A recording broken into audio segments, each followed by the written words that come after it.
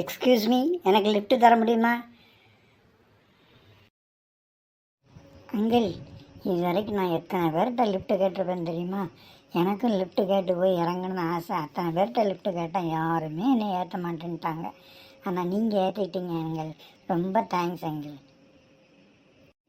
நீ லிஃப்ட்டு கேட்டு வண்டியை நிறுத்தாமல் போனவங்களையும் நான் பார்த்துருக்கேன்ப்பா. சார், அவங்களெல்லாம் பார்த்து நான் நினப்பேன், என்ன ஒரு சின்ன பையன் லிஃப்ட்டு கேட்க அவனுக்கு லிஃப்ட்டு கொடுக்க மாட்டேங்காங்களே, இவங்க என்ன குறைஞ்சா போவாங்க, இவங்க வண்டி என்ன தெரிஞ்சா போகணும்லாம் நான் நினச்சேன்ப்பா. 2-3 நாளாக கவனிச்சிட்டு தான் நானே வந்து உன்கிட்ட வண்டியில் வாரியாப்பான்னு கேட்டேன்ப்பா. இப்போது நம்ம வண்டியில் நீ வந்து இறங்கி லிஃப்ட்டு கேட்டு வந்து இறங்கி எத்தனை நாள் ஆகுது சொல்லு? ஒரு 4-5 நாள் இருக்குமா அங்கிள்? என்னப்பா கணக்கில் இவ்வளோ வீக்காக இருக்கே? 1 வாரத்துக்கு மேலே ஆகுதுப்பா, 1 வாரத்துக்கு மேலே ஆகுது. உன் ஆசையை நிறைவேற்றுவோம் அப்படின்னு சொல்லி தான் நான் உன்னை வண்டியில் ஏற்றிட்டு வரேன், தெரியுமா உனக்கு? சரி, நீ வந்து இப்போ வழக்கமாக வீட்டுக்கு லேட்டாக போவ, இப்போ 1 வாரத்துக்கு மேலே கரெக்டாக கொஞ்சம் முன்னாடியே போய் இறங்குதியே, வீட்டுக்கு போறியே. உங்கள் வீட்டில் கேட்டாங்களா எதுவும், எப்படி நீ இவ்வளோ சீக்கிரம் வர வைக்கிறேன்னு? ஆமாம் அங்கிள், கேட்டாங்க. பக்கத்துலேருந்து பார்த்த மாதிரி கேட்கீங்களே. கேட்டிருப்பாங்கப்பா, கேட்டிருப்பாங்க. கேட்காம இருப்பாங்களா? சரி, அதுக்கு நீ என்ன சொன்ன?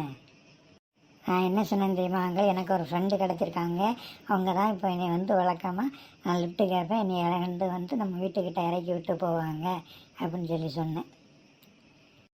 சொல்லிட்டியா? சரி, நம்ம வண்டியை பற்றியும் வண்டி நம்பரை பற்றியும் எதுவும் சொல்லியிருக்கியா? உளறி கிளறி வச்சிருக்கியா எப்படி? வண்டின்னு மட்டும்தான் சொன்னேன், வண்டியை பற்றி எனக்கு என்னங்கள் தெரியும்? நம்ம வண்டி நம்பரை கூட நான் இது வரைக்கும் பார்த்தது இல்லையாமா. நம்ம வண்டி நம்பர் என்னது? அதெல்லாம் நீ இறங்கும்போது பார்த்துக்கலாம். சரி, அந்த பேச்சை விடு, நம்ம வேறு டாபிக் ஆரம்பிப்போம். இப்போது நானும் 1 வாரமாக உன்னை கூப்பிட்டு போகிறேன் வரேன், உனக்கு எதுவும் வாங்கி தந்ததில்லை, வச்சதில்லை. போய் காப்பி கடையில் போய் பலகாரமும் காப்பியும் சாப்பிடுவோமா?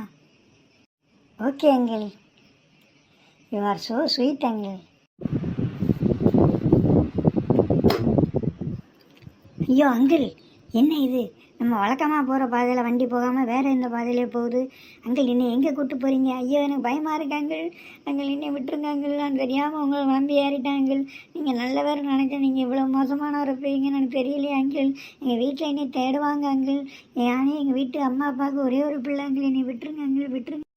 ஏண்டா டேய், 1 வாரம் 10 நாளாக உன்னை ஓசியில் கூப்பிட்டு போகிறதுக்கு நான் என்ன இழிச்ச வாயனா? இல்லை, இழிச்ச வாயன்னு என் மூஞ்சில் எழுதி விட்டிருக்கேன். கூப்பிட்ட உடனே வந்து ஏறி உட்காந்துக்கிட்டியே. அது மட்டும் இல்லைடா, நீ காஃபி சாப்பிட்டுட்டு இருக்கும்போது பலகாரம் சாப்பிட்டுட்டு இருக்கும்போது என் பாஸுக்கு பேசிட்டேன், சரியான சரக்கை தூக்கியிருக்கேன்னு. நீ எனக்கு இப்போ சின்ன பையன் இல்லைப்பா, சுக்கர திசை. நீ உன்னை வச்சு எனக்கு ஏகப்பட்ட வருமானம் கிடைக்க போகுது. உன்னை நான் விடவே மாட்டேன். ஐயோ, என்னை விட்டுருங்க அங்கிள், விட்டுருங்க. ஐயோ, என்னை பார்த்தா அவங்களுக்கு பாவமாக தெரியலையா? உன்னை பார்த்தா எனக்கு லாபமாக தெரியுதுடா. சுக்கர குட்டி கம்முனடா.